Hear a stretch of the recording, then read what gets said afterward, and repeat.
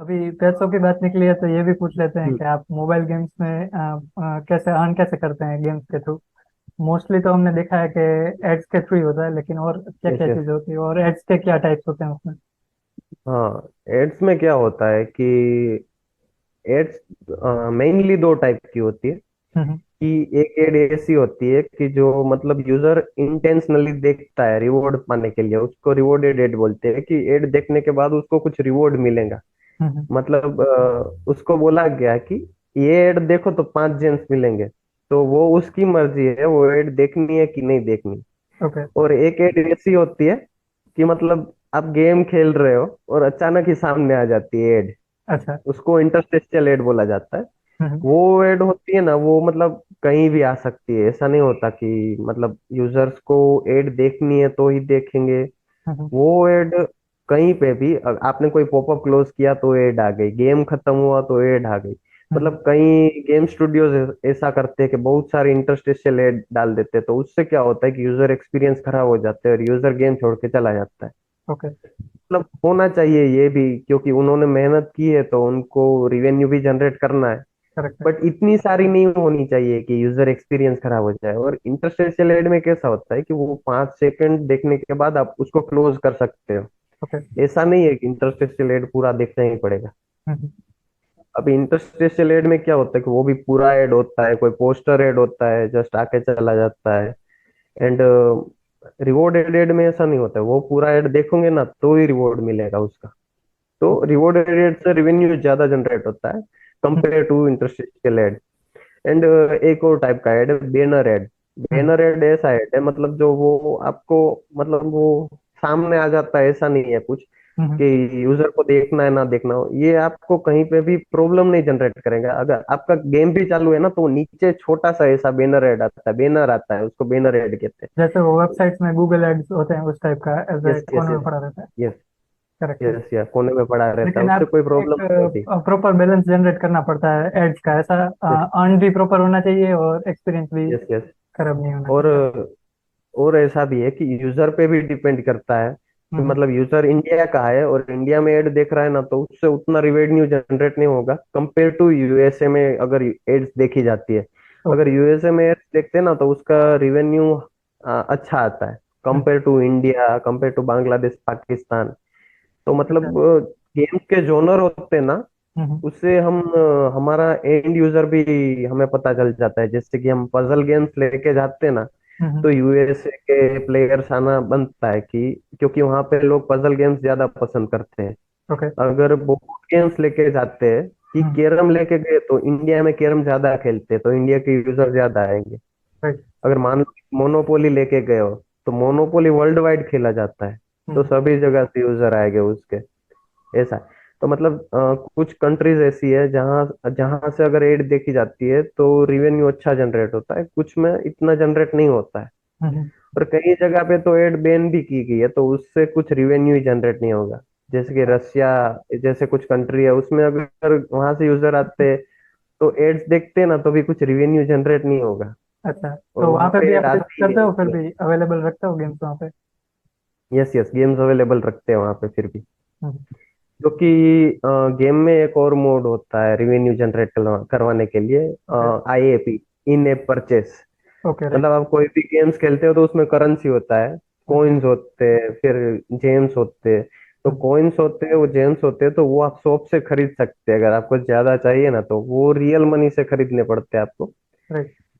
तो उससे भी रिवेन्यू जनरेट होता है। ओके। तो मयूर ने हम को बताया कि दो मोड ऑफ रेवेन्यू होते हैं, एक तो एड्स के थ्रू रेवेन्यू होते हैं और दूसरे हम्म। होते हैं इन एप परचेसेस। यस। तो तो ये मतलब अर्निंग प्रोसेस हो गया एक। तो हम्म। हमको ये बताइए कि गेम डेवलपमेंट को अगर एज ए करियर देखा जाए तो उसका ग्राफ किस तरीके से आगे बढ़ता है। आप स्टार्टिंग में जूनियर डेवलपर, सीनियर, ऐसा कुछ होता है या कुछ आपका वर्क स्टाइल बदलता है, टूल्स बदलते हैं, क्या ओवर द टाइम क्या चेंजेस होते हैं as a career.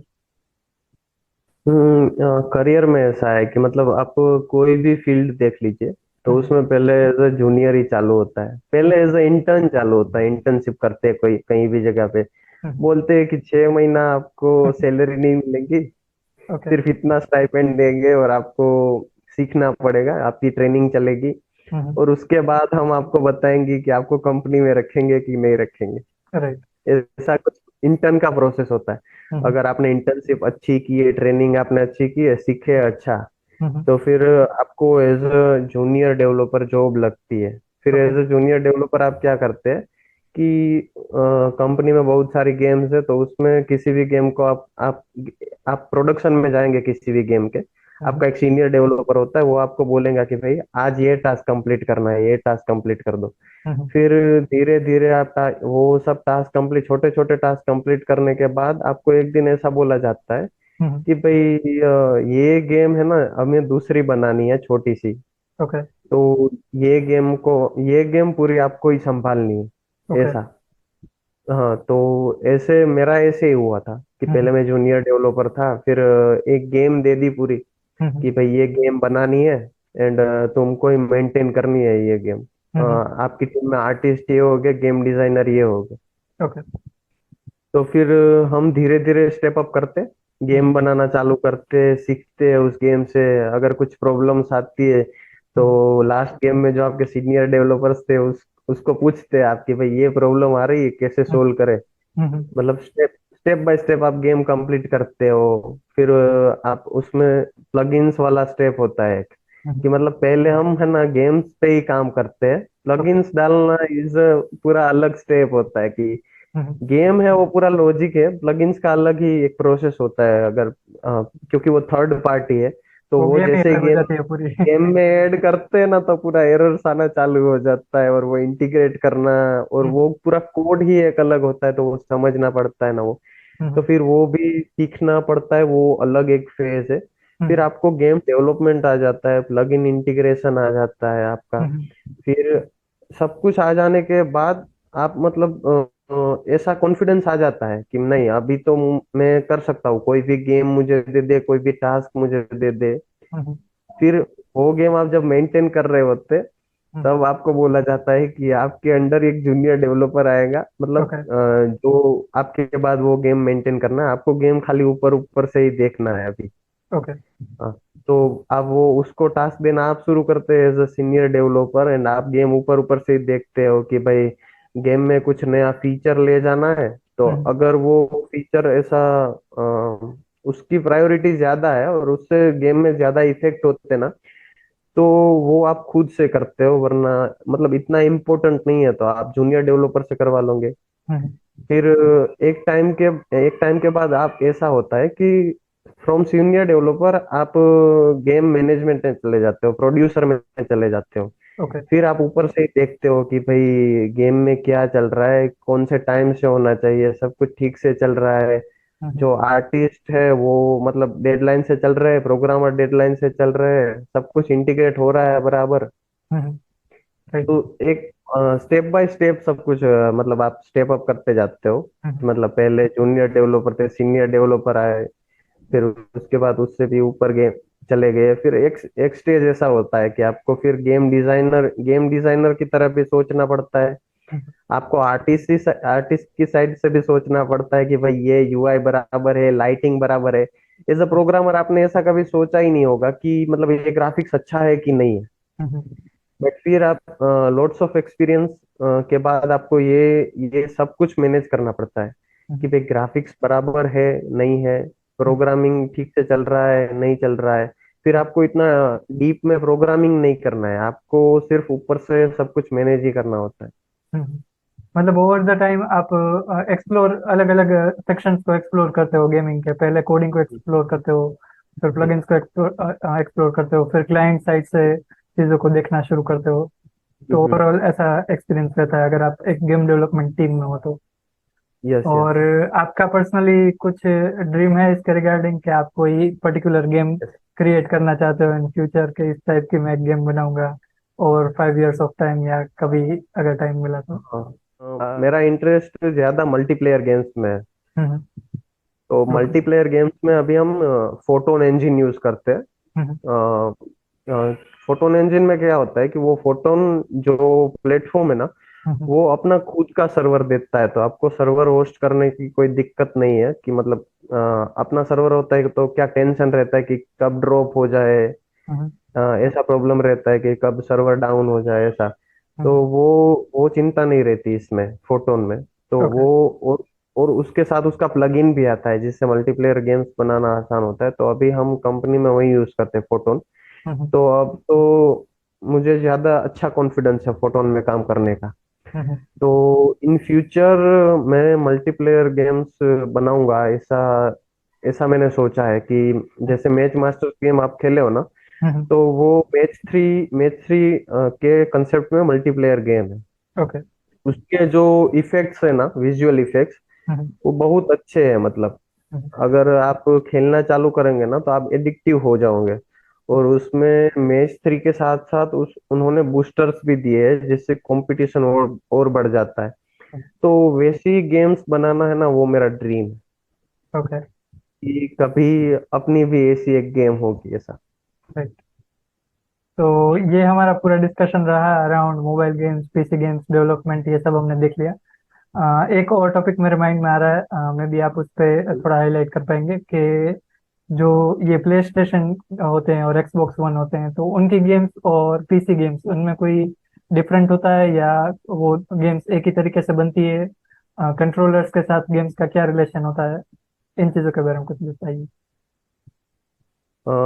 Actually PC games, फिर कंट्रोलर से गेम्स, और ये मोबाइल गेम्स, तो हम्म। जो उसमें क्या होता है कि इंजन होता है ना, जो कोई भी गेम हम बनाते हैं उसका इंजन होता है ना, वो हम्म। इनपुट हम को कुछ भी देते हैं हम्म। तो वो उसके हिसाब से इनपुट ले लेता है। ओके। मतलब जैसे कि मैंने जो टच इनपुट दिया है ना, वो मैं जब मैं गेम टेस्टिंग कर रहा होता हूँ तब मैं माउस से टच करता हूँ, लेकिन जब हम बिल्ड बना देते हैं ना तो वो चीज टच से चलने लगती है। ओके। तो वो क्यों हो रहा है कि सब कुछ जो इंजन है ना वो इसके हिसाब से कर लेता है। तो वैसे ही जो ये कंट्रोलर से हम करते हैं ना, तो वो पूरा का पूरा कोडिंग हुआ होता है कि भाई अगर माउस एंड कीबोर्ड अटैच्ड है तो वो इनपुट कैसे जाएगा गेम में। अगर कंट्रोलर अटैच्ड है तो वो इनपुट कैसे जाएगा गेम में। तो वो पूरा का पूरा कोडिंग साइड से हैंडल करना पड़ता है। एंड उसमें इंजन से भी हेल्प ले सकते हैं। कुछ प्लगइन्स होते हैं इंटीग्रेटेड इंजन में, और कुछ थर्ड पार्टी प्लगइन्स के जिसकी मदद से हम वो इजीली कर सकते हैं। ओके। हाँ, बट वो मेंटेन करना पड़ता है कि भाई इनपुट कैसे आ रहा है, वो डिटेक्ट करना पड़ता है। और जो प्ले स्टेशन गेम होती है एंड ये पीसी गेम्स होती है, तो वो दोनों भी डिफरेंट चीज है। जैसे आपने कभी देखा होगा कि पीसी गेम रिलीज हो गई है लेकिन अभी प्ले स्टेशन में वो गेम नहीं आई है। ओके। हाँ, क्योंकि वो पूरा उनका भी अलग ही होता है कि भाई प्ले स्टेशन में गेम बनाना है तो उसका प्रोसेस अलग है, पीसी में गेम बनाना है तो उसका प्रोसेस अलग है। हम्म, तो तो आपने अगर एक गेम बना ली और आपने पीसी में रिलीज कर दी, तो PS4 में वो गेम रिलीज करने के लिए आपको क्या करना पड़ता है? कोई अलग से बिल्ड बनानी पड़ती है? कोई फॉर्म फिलअप करना पड़ता है? क्या नहीं प्रोसेस? नहीं, ऐसा नहीं होता है। मतलब प्ले स्टेशन में सपोर्ट होता है ना, हम्म। वो सब कुछ गेम में ऐड करना पड़ता है और ओके। उसके बाद में वो प्ले स्टेशन में रिलीज हो सकता है गेम। मतलब उसका भी ऐसे एक अप्रूवल ऐसे प्रोसेस होता होगा ऐप यस स्टोर यस की तरह? Yes yes. और ऐसा कई बार ऐसा सुनने को आता है कि कोई गेम एक्सक्लूसिवली PS में ही आ रही है या एक्सबॉक्स में ही आ रही है, तो क्या हाँ हाँ। ऐसी गेम्स होती है कि जो पर्टिकुलर एक ही प्लेटफॉर्म में चल सकती है, या वो जस्ट एक पार्टनरशिप का मैटर होता है? हाँ, वो पार्टनरशिप का भी मैटर होता है, मार्केटिंग स्ट्रेटेजी भी होती है। हम्म। मतलब वो डेवलपर को तो क्या है, उसको पीसी में रिलीज करना है तो वो पीसी में भी रिलीज करता है, कर सकता है। उसको पीएस में करना है तो पीएस में भी कर सकता है। और ओके। उसको अगर मोबाइल के लिए गेम बनानी है, उसमें रिलीज करनी है तो उसमें भी कर सकता है। हम्म। लेकिन उसके एंड यूजर्स कौन है, वो हम्म। देखता है मार्केट को कि भाई कहाँ पे हमने ज्यादा मतलब फोकस किया ना तो हम्म। रेवेन्यू ज्यादा जनरेट होगा। ओके। उस हिसाब से वो रिलीज करते हैं। तो वो लोग कई बार क्या करते हैं, पीसी में रिलीज कर देते हैं, PS4 में रिलीज नहीं करते। वो भी उनकी स्ट्रेटेजी ही होती है कि हम्म। भाई वो यूजर को इम्पेशंस करते हैं देन रिलीज करते हैं। हम्म। उससे क्या होता है कि ज्यादा चांसेस रहते हैं भाई रिवेन्यू जनरेट होने का, मतलब परचेस होने का ऐसा। हम्म। और प्राइस भी उससे अच्छा आता है। ओके। तो अगर गेमिंग का एक्सपीरियंस बेस्ट लेना हो तो आपको क्या लगता है? पीसी, आजकल जो पीसी आते हैं, तो अगर 1 लाख की रेंज में मेरे जैसा कोई बंदा जाना चाहे हम्म। तो कौन सा गेमिंग पीसी ले सकता है? गेमिंग पीसी में तो क्या है कि आप अलग अलग सब हार्डवेयर इंटीग्रेट करके भी पीसी बना सकते हो। 1 लाख, फ्रॉम 1.5 लाख, 2 लाख। वो तो मतलब जैसा आपको हार्डवेयर चाहिए ना उतना हम्म, उसका कॉस्ट लगेगा। मतलब आप और लैपटॉप। सजेस्ट करोगे कि खुद से हाँ। ही बिल्ड किया जाए, ना कि कोई yes exam? Yes. Yes yes. मतलब अभी जो मैं काम कर रहा हूँ गेमिंग कंपनी में, अभी वहां पे सब मतलब गेमिंग पीसी बिल्ड कर रहे ओके। हैं। एक बार जॉब लग गया, फिर अच्छा सैलरी आना आना चालू हो गया, तो फिर गेमिंग पीसी बिल्ड करवा लेते हैं। राइट। सही है। ओके, तो ये हमारा डिस्कशन हो गया around play station, PC games, वो सारा। गेम गेम गेम डेवलपमेंट है ना, अभी वो बहुत अच्छा करियर है, मैं ऐसा बोलूंगा। हम्म। क्योंकि अभी जो प्ले स्टोर है ना, हम्म। उसमें 75% जो हम्म। मार्केट है वो गेम का है। 60 to 75% गेम का मार्केट है। ओके। तो पहले क्या था कि इंटरनेट, इंडिया की बात करें अगर, तो हम्म। इंडिया में इंटरनेट इतना सस्ता नहीं था, लोग इतनी गेम्स नहीं खेलते थे। हम्म। अब इंटरनेट जियो की वजह से बहुत चीप हो गया है, सस्ता हो गया। हम्म। तो लोग बहुत सारे गेम खेलने लगे हैं। हम्म। लोग अभी मल्टीप्लेयर गेम भी खेलने लगे हैं। पबजी है, वैसी games, hmm. Clash of clans. तो इसकी वजह से ना गेम डेवलपमेंट मार्केट बहुत आगे आ गया है। एंड कंपटीशन है, हम्म। लेकिन सबको अपना अपना मिल जाता है। ऐसा है यहाँ पे गेम डेवलपमेंट मार्केट में। तो ये एक बहुत अच्छा करियर है। हम्म। तो मैं मतलब रिकमेंड करना चाहूंगा हम्म। कि गेम डेवलपमेंट में आगे बढ़ना चाहिए। ओके। क्योंकि हमारे टाइम पे हमने जब कॉलेज किया था, हम्म। तो हमको किसी ने बताया नहीं था कि गेम डेवलपमेंट भी एक करियर है। कैटेगरी होती है, राइट। हाँ। हमको तो वेब हाँ। डेवलपमेंट, मोबाइल डेवलपमेंट, ये दो यस। चीजें ही पता थी। वेब डेवलप और मोबाइल डेवलपमेंट में भी कैसा था कि वो सिर्फ लास्ट सेमेस्टर में आता था। हाँ। वेब डेवलपमेंट थोड़ा पहले आ जाता था, तो उसका मतलब ज्यादा एक्सप्लोर करने का चांसेस रहता था। हम्म। बट सबको ऐसा नहीं होता कि वेब डेवलपमेंट में इंटरेस्ट हो। हम्म। हाँ। करेक्ट है। तो गेम डेवलपमेंट भी एक करियर है, और हम्म। वो भी उतना ही आसान है जितना वेब डेवलपमेंट। राइट। अगर आप यस इंटरेस्टेड हो, अगर आपको सीखना है। और हम्म। यूट्यूब में सब मिल जाता है, मैं खुद यूट्यूब से सीखा हूँ। हम्म। हाँ। तो सेल्फ लर्निंग कर सकते हैं, ऐसा नहीं है कि कोई यस यस। हैवी कोर्सेज लेने की जरूरत है। जैसे बाकी यस यस। करियर्स में आप इंटर्नशिप करके सीख लेते हो, वैसे इसमें भी जो इनिशियल टूल्स है उससे स्टार्ट करो और कुछ मंथ्स में आप एफिशिएंट हो जाओगे इसमें। Yes yes. सही है। आजकल तो मैंने सुना है कि लोग ये फैंटेसी गेम्स में ज्यादा इंटरेस्टेड हो गए हैं। पहले ड्रीम यस। इलेवन को परमिशन मिली, उसके बाद काफी सारी गेम्स है जो उस डायरेक्शन में मैंने है। एमपीएल में भी काम किया है, कैरम में। अच्छा। तो उसमें एमपीएल में जो कैरम है ना, हम्म। यस, वो हमारी कंपनी के साथ ही उसका टाई अप था। हम्म। तो उस गेम पे भी मैंने काम किया है। तो उसमें क्या होता है कि हम्म। वो गेम एक्सपीरियंस अच्छा, पहले आपको गेम एक्सपीरियंस अच्छा करवाते फ्री फ्री में खिलवा के। ओके। फिर आपको ऐसा लगेगा कि 1 रुपए की बात है, 10 रुपए की बात है, फिर हम्म। 100 रुपए हो जाते हैं। मतलब ऐसे आप एडिक्टेड हो जाता हो उसके। करेक्ट है। तो ऐसे गेम्स में कोई चीट कोड नहीं होते? जो डेवलपर जो बनाते हैं ये गेम, उनको तो पता है कि मनी हम्म? का पूरा फ्लो कैसे चल रहा है, तो कोई चीट कोड नहीं बनाते? नहीं नहीं, कोई ऐसे चीट कोड नहीं बनाते, क्योंकि अगर चीट कोड बनाते ना, हम्म। तो फिर उसका टिकट जनरेट होता है। ओके। मतलब सामने वाला यूजर टिकट जनरेट करेगा कि मेरे साथ ऐसा हुआ है, तो फिर वो सोल्व भी हमें ही करना होता है। अच्छा। करेक्ट है। कि भाई ज्यादा बॉग्स आ रहे हैं, मतलब क्या कर रहे हैं, वो एक क्वेश्चन भी होता है ना डेवलपर के ऊपर। राइट। ठीक है, तो आई थिंक ये हमारा डिस्कशन रहा ओवरऑल गेम डेवलपमेंट के अराउंड। और मयूर के करियर के बारे में भी हमने जाना कि वो कैसे क्यूए में से, फील्ड में से चेंज होकर गेम डेवलपमेंट में आ गए। और उन्होंने ये भी सजेस्ट किया बाकी डेवलपर्स को कि ये भी एक वैलिड और अच्छी कैटेगरी है जिसको अच्छी तरीके से एक्सप्लोर करना चाहिए। तो जो भी डिस्कशन में हमने गेम्स के नाम लिए, जो टूल्स के नाम लिए, तो वो सारी चीज़ें मैं डिस्क्रिप्शन में ऐड कर दूंगा ताकि लोग बाद में चेक कर सकें उनको।